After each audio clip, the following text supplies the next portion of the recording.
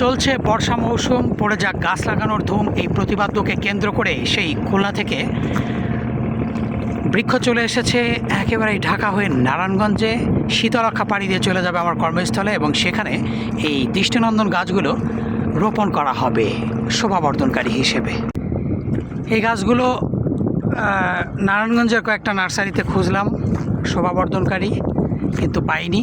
চিটাং রোডে কয়েক জায়গা খুঁজছি, কিন্তু দু একটা করে আছে।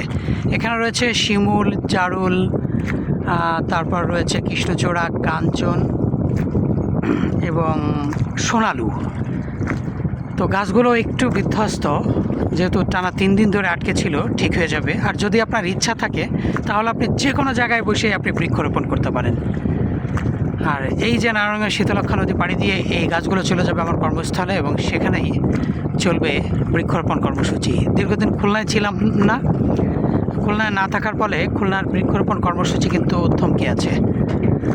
যার কারণে এখানে বসে সময়টা নষ্ট না করেই ভাবলাম যে এখানে আমার যে কর্মস্থল রয়েছে সেখানের নদী পাড়ে বৃক্ষরোপণ করে একদম এই জায়গাটা একেবারে দৃষ্টিনন্দন করে তুলব।